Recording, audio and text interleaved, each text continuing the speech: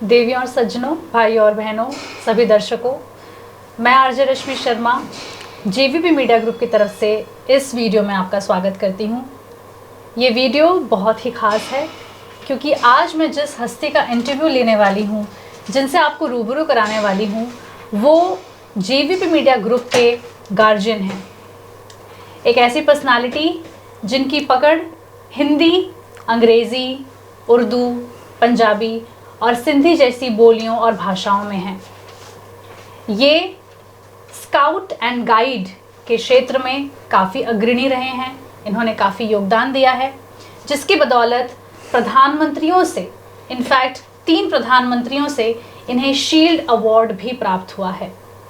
खेल के जगत में भी इन्होंने 70 के दशक में और 80 के दशक में काफ़ी योगदान दिया है, जिसकी वजह से प्रेसिडेंट की तरफ से भी इन्हें अवार्ड मिला है। और ये सिर्फ एक गेम की बात नहीं कर रही हूँ मैं, 5 अलग अलग गेम्स में इनकी महारत है। मैं आपको इंट्रोड्यूस करवाना चाहती हूँ हमारे गेस्ट से, जिनका नाम है डॉक्टर गणेश नारायण जी। गणेश नारायण जी, बहुत अच्छा लग रहा है आपके साथ बैठकर और ये इंटरव्यू कर। बहुत बहुत आपको आशीर्वाद, बहुत खुशी। चलिए हम बात करते हैं आपके शुरुआती दिनों की। तो जैसे मैंने हमारी ऑडियंस को बताया कि आप स्काउट्स एंड गाइड्स के फील्ड में बहुत सालों तक अपना योगदान देते आए हैं, तो कहाँ से उसकी शुरुआत हुई? देखो जी, हम स्काउट से तो 1957 में ही जुड़ गए थे। बहुत पुरानी बात है, जब हम पहली क्लास पढ़ते थे, क्योंकि मैं थोड़ा उम्र में ज़्यादा था उसे पढ़ाई शुरू करी जब, और लंबाई भी रहने से मेरे को बचपन से ही स्काउट से जोड़ दिया गया था। मुझे अच्छी तरह याद है जब 1958 में यहाँ नेहरू जी आए थे एयरपोर्ट का उद्घाटन करने और नागौर में पंचायत राज का उद्घाटन करने, उस कार्यक्रम में भी हम शामिल थे सांगनेर एयरपोर्ट पर। तो वो मुझे अच्छी तरह याद है वो वाक़या। उस समय में स्काउट से जुड़ गए थे, लेकिन बीच में कुछ वर्षों से उस एक्टिविटी से कट गए थे हम। और उसके बाद में 1967 में फिर हम जुड़ गए इससे, और 67 में जुड़ने के बाद फिर हम आज तक जुड़े हुए हैं इस एक्टिविटी से, जिसमें ए से लेकर के जेड तक जितनी भी एक्टिविटी थी उन सब में मैंने राष्ट्रीय अंतर्राष्ट्रीय स्तर पर इसमें सहभागिता की है।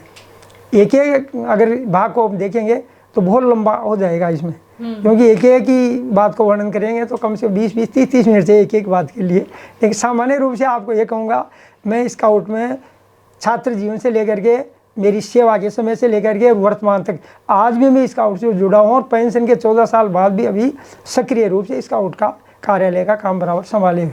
तो ये तो बहुत अच्छी बात है, क्योंकि स्काउट्स एंड गाइड एक ऐसा वर्टिकल है हमारे समाज का जो हर एक लेवल के ऊपर समाज के कार्यों के लिए अग्रसर रहता है और अपनी सेवाएं प्रदान करता रहता है। तो जैसा इन्होंने बताया कि इन्होंने अपने पूरे बचपन से लेकर शैशव काल से लेकर और किशोरावस्था और उसके बाद जब भी ये वर्किंग थे तभी भी काम करते थे। कोई ऐसा क्षण इन 30-40 सालों में जब आपको लगा हो कि मैंने जो काम किया वो बहुत से जनमानुषों के लिए काफ़ी अच्छा था और अच्छे लेवल के ऊपर काम हुआ, जहाँ पर आप खुद सेटिस्फाइड थे? बिल्कुल साहब, इससे मुझे बहुत संतुष्टि है। और जब मैं नौकरी में था, अपनी अध्यापन में था, उस समय जब मैं स्काउटिंग के काम से हमेशा रहता था, तो 2 दिन में बराबर पोशाक में रहता था उस समय। और आज भी कई क्षेत्र ऐसे हैं वहाँ कोई मेरा नाम नहीं जानता, या तो स्काउट वाले मार्ट साहब के नाम जानते हैं या साइकिल वाले के नाम जानते हैं। बहुत से लोग मेरा नाम आज भी नहीं जानते, या फिर वो दाढ़ी वाले के। ये 3 मेरे चिन्ह हैं। तो सांगनेर किसी से पूछोगे, यार एक दाढ़ी वाला साइकिल वाला चलता, अरे चलते वो स्काउट वाले मार्ट साहब, बस इतना ही जानते। क्या नाम? यार नाम तो जान नहीं, बस इतना मेरी प्रसिद्धि आज भी है, और करीब ये 50 साल से है जी। तो इसका मुझे इतनी संतुष्टि इसलिए है कि मैंने वो काम किया ना, वो मेरी आत्मा में ऐसा रम गया। मैं आपके इसके लिए बहुत बड़ा हूँ। एक बात बताता हूँ, एक बार जब मैं जा रहा था, स्काउटिंग ने मेरे से पूछा कि भाई तुम मेरे क्यों चिपके हुए हो? तो मैंने कहा भाई इसलिए चिपकाओगे, मेरी रुचि है। अरे बोले ये बात नहीं, मैं जिसके पीछे पड़ जाती हूँ उसको ताउम्र नहीं छोड़ती हूँ। तो वो स्काउटिंग है जो मेरे पीछे पड़ी हुई है, मेरे को ताउम्र नहीं छोड़ने वाली। वो एक कहावत बन गई है मेरे साथ ही। तो उसकी तो मैं अब आपको क्या बताऊं, बहुत लंबी कहानी है। बाकी कुल मिलाकर ये बात है, स्काउटिंग मेरे खून में रमी हुई अभी। तो जैसे इन्होंने अभी जिक्र किया, अभी जो प्रश्न का उत्तर दिया कि ये काफ़ी 3 नामों से काफ़ी ज़्यादा जाने जाते हैं, नाम से भले ही ना जाने जाएं, तो उसमें एक इन्होंने जो चीज़ का जिक्र किया वो है कि इनकी पोशाक का। तो इनके बारे में एक बहुत अच्छी बात है कि ये इतना सादा जीवन व्यतीत करते हैं कि अगर इन्होंने एक कपड़ा सिलवाया है या एक कपड़ा खरीदा है तो वो 1 दशक तक उसी कपड़े में ही उसी लिबास को ग्रहण करते हैं। जहां हम आज के ज़माने की बात करें कि हम हर ओकेजन के हिसाब से, हर एक समूह के हिसाब से, स्थान के हिसाब से, ओकेजन के हिसाब से अपने कपड़े बदलते रहते हैं, वहीं इन्होंने इतना सादा जीवन व्यतीत किया है और एक तरीके से मैं कहूँगी कि एक रोल मॉडल है उन लोगों के लिए जो सादगी पसंद हैं और सादगी को फॉलो करना चाहते हैं। तो उसके बारे में आप मुझे बताइए कि आपने कभी ये नहीं सोचा कि अगर मैं इतनी बड़ी पर्सनालिटी बन रहा हूँ तो बहुत सारे लोग मुझे देखेंगे, तो मुझे एक ही तरीके की या एक ही समूह के लोग बार बार देखेंगे तो वो यही देखेंगे कि इन्होंने एक ही तरीके की पोशाक ग्रहण की हुई है, तो उसके बारे में आपका क्या ख्याल है? ये भी आपका पसंद बहुत बढ़िया है। ऐसा है कि ये तो मेरी खुद की बचपन से पसंद है कि मैं मेरी ज़िंदगी में एक कपड़ा ज़रूर खाकी रंग का रखता हूँ। वो तो बचपन से ही, मैं जब पढ़ता था नेकर जो उसमें हुआ करती थी, और जब पैंट हमारी शुरू हुई तो मेरे पास जब भी मैं कोई चीज़ सिलवाता हूँ ना तो जोड़ा सिलवाता हूँ, कभी भी सिंगल पैंट नहीं सिलवाता। खाकी भी नहीं सिलवाऊँगा तो 2 पैंट ही सिलेगी, शर्ट भी कोई होगा किसी तरह का तो उसी चीज़ के 2 ही सिलेंगे, जोड़ा ही। तो लोगों को ये मालूम होता है कि इसके बाद एक कपड़ा इसको पहन के रखते हैं, लेकिन ऐसा नहीं है। मैं हमेशा 2 चीज़ सिलवाता हूँ। ये पैंट है, कल आप मैं दूसरी बदलूंगा तो भी कहोगे कि कल वाली है, नहीं, एक ही थान में से 2 पैंट सिलाई हुई है और एक साथ सिली जाती है। और जो रेडीमेड कपड़ा लिया जाता है ना, वो कभी एक साथ एक जैसा नहीं मिलता है, और जो कपड़ा लेकर सिलाया जाता है वो हमेशा 2 सिलवाता हूँ मैं। ये कई लोगों, हमारे घर वालों को कई बार बहम होती है, हमारी छोरी कहती है दादी आप एक ही एक को पहनते हो, फिर कई को तो पता रहता नहीं दादी बात धोए से एक साथ 2 सिलवाते हैं, ये भी एक कहावत है हमारे घर में। तो ऐसी कोई बात नहीं है, कपड़ा मैं हमेशा जोड़ा 2 सिलवाता हूँ। तो वो लोगों को महसूस होता है कि एक कपड़े फटने के बाद ही उतारते हैं, ऐसा नहीं। तो बहुत अच्छी बात है आपने पूछी। ये मेरा शौक़ रहा है कि मैं कुछ कपड़े विशेष ही पहनता हूँ। जैसे मेरे को टी शर्ट पहनने का ज़्यादा शौक़ है सिले हुए कपड़े पहनने के बजाय। अच्छा। जैसे सर्दियों में फुल आस्तीन का या गर्मियों में हाफ आस्तीन का, और कम से कम भी मेरे पास 40-50 टी शर्ट मिल जाएंगे। अच्छा। जो जिनकी उम्र 50 साल से भी हो सकती है कहीं की, आज भी उनको पहन लो तो ऐसे मालूम नहीं पड़ेगा कि 50 साल पुरानी है, वो बहुत नहीं दिखेगी आपको। आप कौन सा साबुन यूज करते हैं कपड़ा धोने के लिए, वो आप हमें हमारे दर्शकों को बता दीजिए, क्योंकि इतनी उम्र तो आजकल के कपड़ों की होती नहीं। देखो मैडम, ऐसा है कि साबुन तो पुराने ज़माने से लेकर के, पहले तो एक वो आता था सनलाइट साबुन, 55 पैसे का या 45 पैसे का सनलाइट, और एक जागो साबुन वो आता था तो वो भी 40-50 पैसे का आता होगा। हाँ, लेकिन मैंने अच्छी तरह याद है 40 पैसे तक का खरीदा साबुन 1970 से पहले। तो वो कपड़े धोने में, नहाने में, धोने काम आता था वो। तो उस समय धोते। उसके बाद तो कई कंपनियां आए, डॉक्टर सोप आए, बाडगर सोप आए, पता नहीं कितने कितने सोप आए, और आजकल तो यहाँ हमारे सांगनेर में वह उसके ओसवाल के अलावा कोई दूसरा मिलता ही नहीं है साबुन, यहाँ उसको यूज़ करते हैं। कपड़ा मैं मेरे खुद से धोता हूँ, 2 भी से कभी धुलवाता नहीं, खुद अपने हाथ से धोता हूँ। मेरे बच्चों को और पत्नी को भी पता नहीं कि इनके कपड़े कहाँ धुलते हैं, या खुद धोते हैं या कहीं बाहर धोते नहीं। खुद मेरे कपड़े आज भी धोता हूँ, कोई मेरे कपड़ों को हाथ नहीं लगाता। बहुत प्रेस जरूर करवाते हैं, नहीं करते हैं तो उसको फोल्ड करके ऐसे दबा देते हैं तो अपने आप प्रेस हो जाती है। मतलब आप काफी सादगी वाला जीवन जीते हैं, भले ही कैमरा चालू हो, भले ही कोई देखे कोई ना देखे। हाँ, तो खैर आपने स्काउट एंड गाइड को तो रमा ही लिया है, वो तो रमी है, वो तो मैंने कह पर दिया। सादगी भी आपके मतलब दिनचर्या में रमी हुई है। तो आपने ऐसा दूसरा वाक्य भी दिया था साइकिल का, तो साइकिल के बारे में भी मैं आपको बताना चाहती हूँ। गुरुजी की साइकिल का किस्सा ये है कि इन्होंने एक साइकिल खरीदी थी 1965 में शायद। मैडम 1958 का मॉडल है वो। अच्छा, साइकिल। ओके। और वो साइकिल आज भी वही साइकिल चलाते हैं, और साइकिल के अलावा इन्होंने किसी भी यातायात के साधन का, वाहन का प्रयोग नहीं किया है। उसके बारे में भी आप मुझे बताइए कि सादगी आपके यातायात के साधनों में भी है। ऐसा है, पहले तो हम पैदल ही रहते थे, पहले तो कोई वाहन होते ही नहीं थे। और जब फिर हमें थोड़ी शहर जाना पड़ा, इधर उधर जाना पड़ा, तो मैंने ये 55 रुपये में सेकेंड हैंड साइकिल एटलस खरीदी थी। वो ये भी सेकेंड हैंड थी, एक्सीडेंटल गाड़ी थी, किसी की एक्सीडेंट हुई गाड़ी थी, जो जिसने खरीदी उसने रख दी इसको और कचरे में पड़ी रही।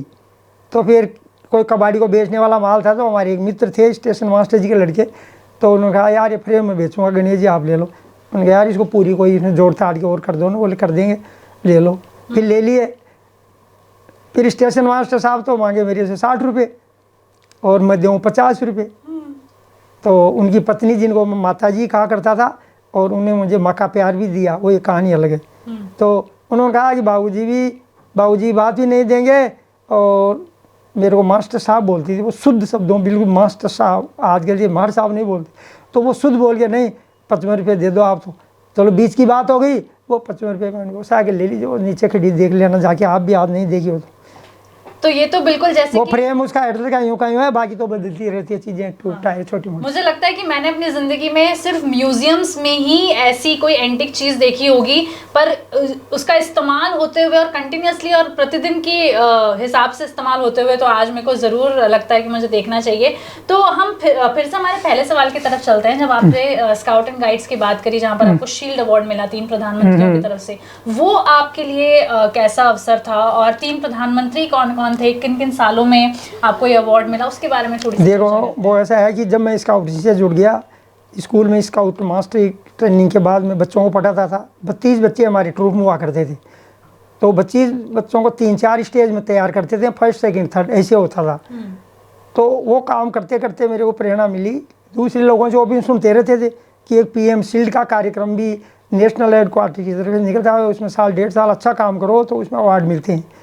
तो उस साहित्य का मैंने आप देखा उसको, उसका रजिस्ट्रेशन करवाया। फिर अधिकारियों ने कहा कि ये तो गणेश जी आप तो बहुत सक्रिय आदमी हो, आप इसको थोड़ा ये साल भर तैयारी करो, इसकी ये लॉग बुक तैयार करो, तो ज़रूर आपको प्रधानमंत्री द्वारा ये शील्ड और अवार्ड ज़रूर मिलेगा, आप हमें उम्मीद है। खैर हम तो जानते नहीं थे, लेकिन फिर हमने उसको देख करके उसके कोर्स के अंदर स्कूल में बच्चों से काम करवाना शुरू कर दिया, हमने काम करना शुरू कर दिया, धीरे धीरे आदत हो गई और साल भर उसकी तैयारी करी हमने। और दूसरे लोगों को जो अवार्ड मिला था उसका भी हमने देखा, लॉग बुक वगैरह सारी, उनको देख करके हमारी जचा नहीं, उनका ये हम तो हमारे हिसाब से ही इसको करेंगे, हमने हमारे हिसाब से ही। क्योंकि मैं शुरू से मेरे एक शौक और था फोटोग्राफी का, 1967 से ही मैंने कैमरा खरीद कर फोटोग्राफी शुरू कर दी थी और प्रोफेशनल भी खूब करी है और शौकिया भी खूब करी है। तो अपनी खुद के कैमरे से फ़ोटो बनाना अपने अच्छे कामों की और उसको लॉग बुक में चिपकाना और उसके अनुसार लिखना और काम करना और साल भर तक तैयारी करके फिर 1985 में हमने वो लॉग बुक लगभग तैयार कर ली, 86 में हमने सबमिट कर दी। तो 1986 में वो हमारा फर्स्ट स्थान पर राजस्थान में हुआ और नेशनल में जाकर के फर्स्ट में हुआ वो। और उस समय VP सिंह जी थे, उनके स्वयं के हस्ताक्षरों से प्रमाण पत्र और शील्ड मेरे को प्रदान की गई और स्वयं प्रधानमंत्री ही उपस्थित होकर के उसको जो रेस कोर्स 7 पर उनका जो बंगला था प्रधानमंत्री का, ये वहीं देते थे पहले और खुद कैंडिडेट को उपस्थित होना पड़ता था, खुद प्रधानमंत्री ही अपने हाथ से प्रमाण पत्र और शील्ड दिया करते थे, जैसा कि हम लाए जब उनको दिया गया। अब पता नहीं क्या हो रहा है। तो पहली जो मेरे को मिली उसका रिजल्ट मेरे को मिला जाके बांसवाड़ा में। मैं बांसवाड़ा गया था टूर से, वहाँ मेरे को किसी ने बताया कि आपको बहुत बहुत खुशखबरी, धन्यवाद आपको और आशीर्वाद, क्या उनका बोले आपका फर्स्ट अवार्ड डिक्लेयर हो गया दिल्ली से, आपको बहुत बहुत बधाई हो। तो हम ये पूरी बस लेके टूर में गए थे वहाँ। तो जब मैंने सबको कहा वहाँ बिठा कर, भाई साहब ये सूचना है मेरे पास और ये वहाँ से स्टेट से मेरे पास आई है ऐसी बात, अरे बोले आप तो बहुत, और सब लोगों ने बहुत खुशी बनाई। उस समय टूर में हमारी श्रीमती, हमारी एक बच्ची भी शामिल थी, तो मोहिनी थी उस समय साथ में। तो बहुत खुशी हुई कि हमारे दादाजी को बहुत बढ़िया अवार्ड मिल गया और बाद में प्रचार प्रसार हुआ, सब मिला, अवार्ड भी मिला, बड़ी सारी शील्ड आज भी घर पड़ी हुई है, sponsored by Bata and company. Bata company की तरफ से वो शील्ड थी और प्रमाण पत्रों पर VP सिंह के दस्तखत है जो इन्होंने देखे इनके पास हुए को भी। तो वो हमारा पहला चांस था। उसके बाद हमें कुछ सीख मिल गई और सीख मिलने के बाद थोड़ा हमें इंटरेस्ट हुआ। फिर 91 में के बाद 91 हाँ, वो धीरे धीरे ऐसे थोड़ा ही काम होता है, उसमें खर्चा भी होता है, उसकी बाइंडिंग करवानी पड़ती है, फोटो भी सिचुएशन ही बनानी पड़ती है। ऐसे थोड़ी फोटो बनाने के सो क्या जाओ 2 बेटे सिचुएशन काम करते हैं ना, दूर दराज में भी जाना पड़ता था, उसकी ओरिजिनलिटी भी होनी चाहिए। तो ऐसे उसको काम को दिखाने के लिए फिर वो नरसिम्हा राव साहब उस समय जी प्रधानमंत्री, हाँ। और उसके बाद देवगौड़ा साहब आखिरी में, हाँ जी, वो है 29 मार्च 97। लास्ट देवगौड़ा साहब 7 रेस कोर्स पर देवगौड़ा साहब अपने उसी पोशाक में आए थे, वो सफ़ेद लुंगी पहन के आते थे, बड़े सारे सफ़ेद, और 7 रेस कोर्स पर हम जितने भी अवार्डी थे वहाँ सबको लाइन से दिया गया। वो आज भी वो अखबारों में कटिंग मेरे पास है, हम लाइन में लगे हुए हैं और फ़ोटो, हमारे हाथ में अवार्ड है, शील्ड है, सब देते हुए नज़र आ रहे हैं अखबारों में, कटिंग में। और वहाँ की नेशनल की पत्रिका निकलती है, उसमें भी था सारा। और वो अवार्ड हमारा तीसरा PM शील्ड का वो हुआ था, उसकी भी शील्ड हमारे पास मौजूद है आज भी। एक शील्ड हमारी 3 में से स्टेट हेडक्वार्टर ने रख ली कि आपको 3 मिल गई, एक या नमूने के लिए होनी चाहिए 3 में से, क्योंकि 2 समान थी तो कोई अंतर नहीं था। तो स्टेट वाली एक हमारे नमूने के लिए वहाँ रखी है, तो उनके शोरूम में रखी है। 2 हमारे पास मौजूद है, प्रमाण पत्र हमारे पास मौजूद है। और मैंने स्थानीय से लेकर के नेशनल और इंटरनेशनल तक इस एक्टिविटी में भाग लिया। विशेषकर मैं नेपाल में जाया करता था ज़्यादा एक्टिविटीज़ में, क्योंकि नेपाल के जो अधिकारी थे मुझे अच्छी तरह जान गए थे। इच्छा होती जब मेरे को बुला लेते थे इंटरनेशनल एक्टिविटी में। तो उसमें मैंने 1987 में अंतर्राष्ट्रीय स्तर पर भारत का प्रतिनिधित्व किया था एक बार। उसका भी वो सारे निशान मेरे पास है, स्कार, बोगल, वो बनियान, टी-शर्ट पर उस पर लिखा हुआ सारा child event, international child event car, वो सब नेपाली भाषा में आज भी लिखा वो है मेरे उस समय की वो यादगार 87 की। तो ये ऐसी स्काउट से जुड़ी छोटी छोटी बातें हैं। नेशनल स्काउट पर यहाँ तो मैंने खूब स्टेट लेवल पर तो कोई कमी नहीं छोड़ी, और लगभग मैंने 17 कोर्स कर रखे हैं इसके स्काउट। तो ये अभी जैसे आपने एक वाक्य बताया फोटोग्राफी का, तो इसके बारे में भी मैं अपने ऑडियंस को बताना चाहती हूँ कि ये भी काफ़ी इंटरेस्टिंग वाक्य है। और वो ये कि गुरुजी जहाँ भी जाते हैं, मतलब 40-45 साल से, क्योंकि ट्रैवल के शौकीन हैं, काम की वजह से भी, सेवा की वजह से भी, और खुद भी ये काफ़ी घुमक्कड़ किस्म के इंसान रहे हैं अपनी ज़िंदगी में। तो ये जहाँ भी जाते हैं, फोटोग्राफी का इन्होंने शौक़ बताया, तो इन्होंने हर चीज़ डॉक्यूमेंट कर रखी है, डॉक्यूमेंट्रीज इनकी बनी हुई हैं, काम से लेकर भी और शौक़ के नाते भी। तो उसके बारे में आप मुझे बताइए कि आपकी कोई ऐसी फ़ोटो है जो कहीं बहुत ही ग्रेट पब्लिकेशंस में छपी हो, बुक्स में छपी हो, या प्रदर्शनी में दिखाई गई हो, उसके बारे में आप एक बात। देखो, ऐसा फोटोग्राफी का तो मेरे शौक सन 65 से ही लग गया था, जब मैं पढ़ता था ना 11वीं में। जब ये फोटोग्राफी स्कूलों में होती थी, आते थे टाइम टेबल के लिए प्रेस थी, तो मैंने सोचा एक कैमरा खरीद लो। तो मैंने 60-70 रुपये का है कि कैमरा खरीदा, कोई उसका नाम तो मेरे पास याद नहीं, लेकिन कैमरा घर पर पड़ा हुआ, उसमें 12 फोटो बनती थी। वो कैमरा आज भी मेरे पास 67 का खरीदा हुआ, 60-70 रुपये का हो गया मालूम। तो जब से मैंने ये फोटोग्राफी सीख ली, फिर मैं प्रोफेशनल भी करने लग गया।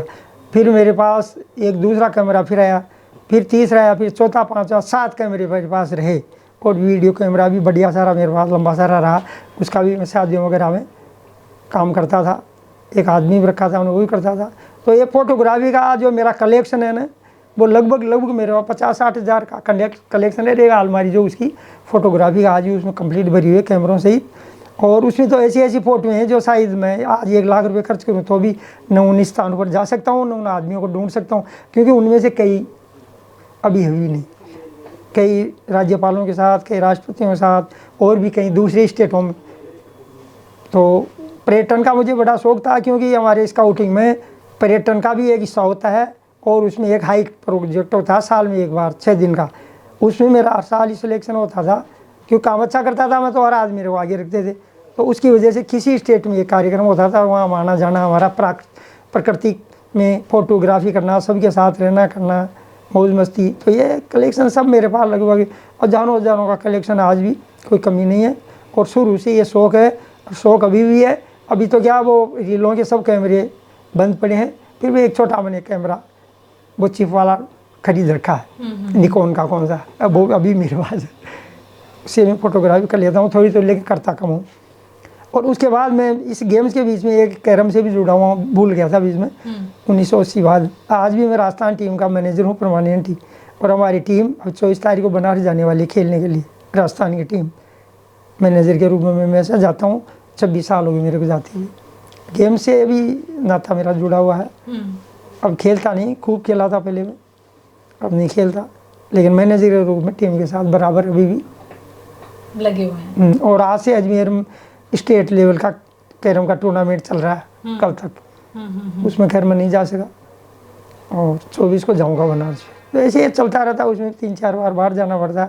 तो खेल की ये ऐसी चीज़ों की, ये गेम्स के हिस्से हैं सारे, स्काउटिंग गाइड, NCC, आपके किसी तरह गेम हो, 4-5 गेम, जिसमें कबड्डी भी थी, खो खो भी थी, बास्केटबॉल थी, ये 5-6 गेम थे पहले भी। तो अब ये शुरू में स्टूडेंट लाइफ में तो मैंने सब किए, और नौकरी माने बाद कुछ गेम को मैंने गले लगा के रखा और कुछ को छोड़ दिया, और अब ये 2-3 लगे हुए हैं अभी। तो इच्छा है मेरी, उम्र के हिसाब से भी अब आना जाना कम होता, आँखें थोड़ी कमज़ोर है। तो बाकी इंटरेस्ट तो जीवन में बहुत रहा, बहुत कुछ किया। कलेक्शन इतना है कि आप कम से कम 6 दिन लगातार मेरे पास घर पर आओ तो आप एक एक डिपार्टमेंट को देखने में 6 दिन भी कम पड़ेंगे। क्योंकि कभी आप देखोगे आपकी लिखने हाथ की लिखी हुई कलेक्शन, कभी देखोगे आपकी बुक्स का कलेक्शन, कभी देखोगे आपके अन्य चीज़ों का कलेक्शन, कभी देखोगे आपकी फोटोग्राफी का कलेक्शन, कभी देखोगे अदर लैंग्वेज की कलेक्शन, कभी क्या देखोगे, कभी पत्र पत्रिकाओं का कलेक्शन। तो आपको 6 दिन में तो 6 डिपार्टमेंट ही देखोगे, बाकी डिपार्टमेंट में नहीं देखो। कलेक्शन से भी मुझे एक और चीज़ याद आई है गुरुजी की कि इन्होंने हर एक चीज़ को जो इन्होंने रची है या जिसके ऊपर इन्होंने कुछ भी लिखा है, भले ही वो इनकी तीसरी कक्षा या दूसरी कक्षा का भी कोई एक पत्र हो, कोई कॉपी हो, कोई पेपर हो जिसके ऊपर उन्होंने कुछ भी लिखा हुआ है, वो आज तक इनके पास है। हम जैसे एक क्लास से दूसरी क्लास में जाते हैं तो हम हमारी पुस्तकों को या हमारी कॉपी किताबों को दे देते हैं, दान कर देते हैं या छोड़ देते हैं पीछे, पर गुरुजी के पास आज भी वो सारी की सारी प्रीतियाँ, सारी की सारी कॉपीज़ जो हैं, बुक्स जो हैं, वो अभी तक उनके घर में पड़ी हुई हैं। तो इसके बारे में भी बताइए, काफ़ी रुचि वाली बात है कि इससे आप मतलब क्या अचीव करना चाहते थे या क्या था आपके मन में? मेरी पहली क्लास में कॉपी लिखी हुई तो मेरे पास सुरक्षित आज, क्योंकि तारीखें लगी हुई उसमें 57 की 57-58 की तारीखें लगी है गुरुजी के हस्ताक्षरों से, तो वो मेरे पास प्रूफ है, इसलिए उसमें कोई दोहराई नहीं हो सकती। उसकी राइटिंग पढ़ोगे तो आप समझ में नहीं आया कि मैं आज ऐसे लिखता हूँ, पहले मेरी ऐसी राइटिंग थी क्या बेकार सी, क्योंकि पहले तो कलम को उसमें डुबो करके लिखना पड़ता था। करेक्ट। पहले अलाउ नहीं थे पेन। मैंने 5/60 में जाकर के पेन खरीदा, तो पेन ड्यूरेक्स और शशि पेन दो आया करे जापान से, तो वो पेन आज भी मेरे पास पड़ा हुआ है, 5वीं वाला आज भी पड़ा, सुरक्षित रखा हुआ उसको। आप इन मतलब ये जो सामग्रियां हैं, ये जो एंटिक चीज़ें हैं, इनको कभी आपने सोचा है कि मैं मतलब नीलामी तो नहीं, पर मैं इसको दे सकूं, बेच सकूं या कुछ? नीलामी की बात तो ऐसा, मेरे को ये गुरुजी ने एक बहुत बढ़िया शिक्षा दी थी कोरोना से पहले।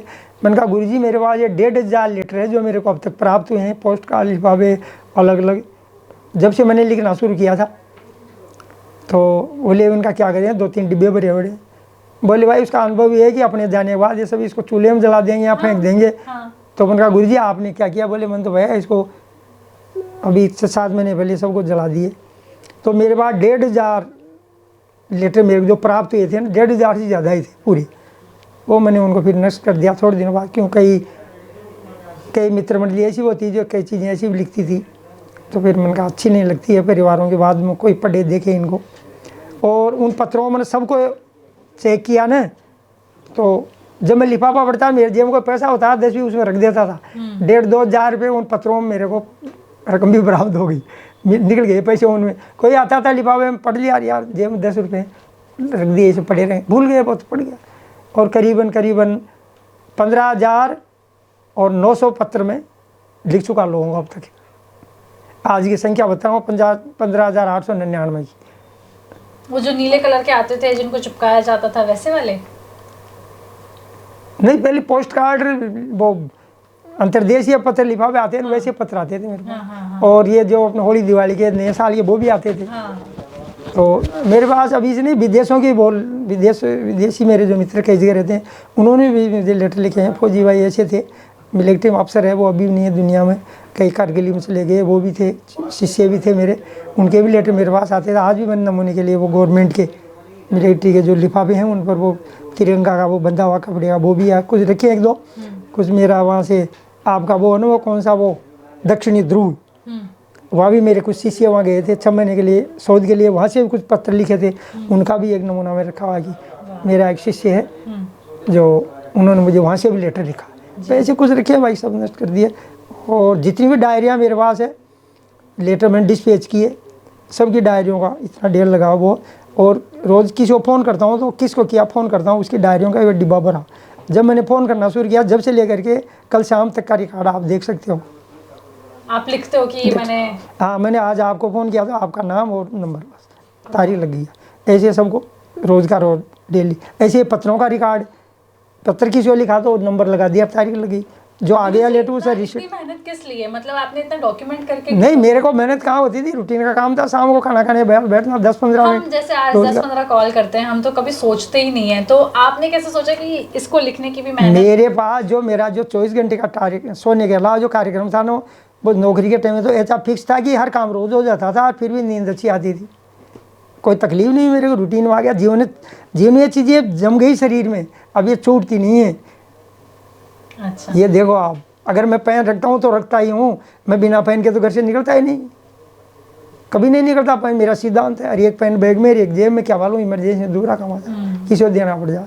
तो आज के युवाओं के लिए कुछ सिद्धांत आप क्या संदेश देना चाहेंगे? बस मैं तो ये संदेश देना चाहता हूँ, सर्वप्रथम जो संदेश दूंगा, सबसे पहले तो अपने माता पिता को प्रणाम करके उनसे आशीर्वाद, क्योंकि मेरे को जो आशीर्वाद मिला वो मेरे माता पिता से ही मिला है। उस आशीर्वाद का ही फल है कि मैं उनके आशीर्वाद से इतना फला फूला। मेरी माँ का तो इतना आशीर्वाद आ गया, बेटा जिंदगी में जो है ना, हम जाते हुए की पीठ देखें लेकिन आते हुए क्या शक्ल देखना चाहते हैं। मतलब कोई भी जाएगा तो उसके बाद तो पीछे पीठ ही दिखेगी ना, लेकिन वो कहती थी नहीं, मुझे आते हुए चेहरा दिखना चाहिए तुम्हारा शाम को, यानी अच्छे रूप में।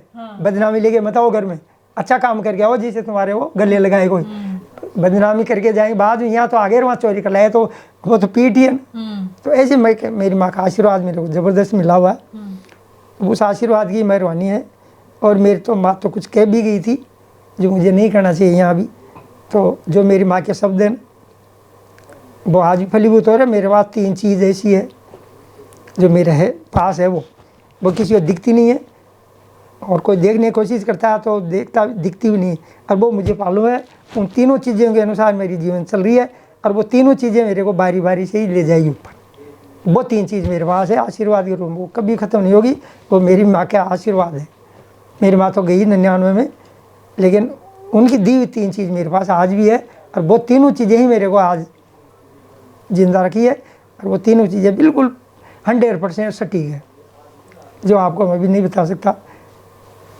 वो मेरे शरीर में ही है, जैसे कर्ण के कवच और कुंडल उसके शरीर में आए थे ना, वो 3 चीज़ें मेरे पास शरीर में है चिन्ह के रूप में। अच्छा। और मेरी माँ कही जब तक तीनों तेरे शरीर पर अमिट है ना, तेरी जिंदगी अमिटी है, कुछ भी होगा कुछ नहीं होना।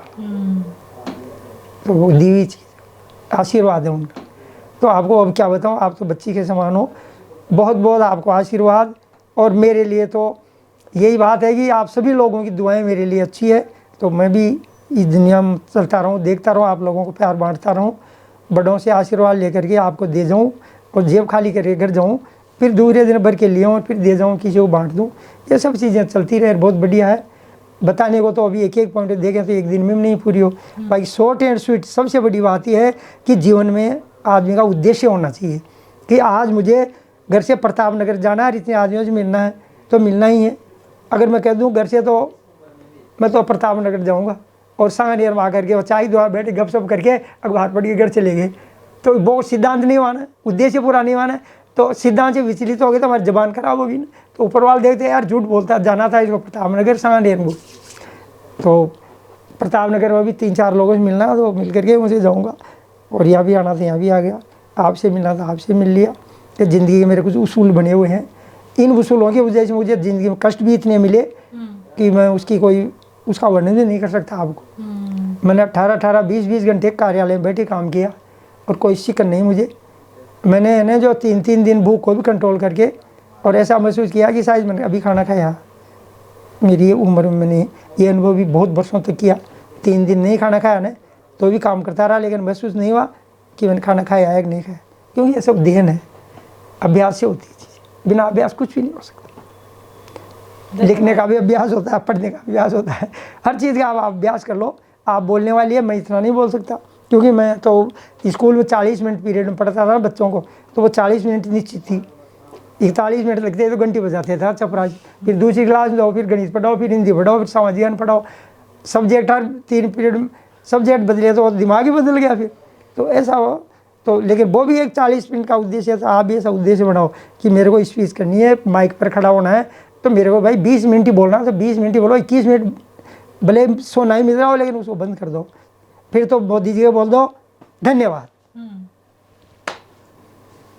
तो धन्यवाद गुरुजी, आपने अपने बहुत बढ़िया बहुत ही कीमती पल हमारे साथ बिताए। मुझे बहुत अच्छा लगा आपको इंटरव्यू करके, और आई थिंक आपको भी इनकी स्टोरी जान के बहुत अच्छा लगा होगा। इतने अमेजिंग वाक्य जो थे इन्होंने हमसे साझा किए, और सादगी भरा जीवन उन्होंने जिया। तो आई थिंक मेरे लिए तो वही प्रेरणा है। और आप हमेशा जेवीपी मीडिया ग्रुप के इसी तरीके से गार्जियन बने रहिए। आशा है आपको ये वीडियो बहुत अच्छा लगा हो। अगर आपको ये बातचीत काफ़ी प्रेरणात्मक लगी हो तो ज़रूर अपने दोस्तों के साथ शेयर कीजिएगा। और अगर आपने अब तक जेवीपी मीडिया ग्रुप के यूट्यूब चैनल को सब्सक्राइब नहीं किया है तो ज़रूर कीजिए। धन्यवाद।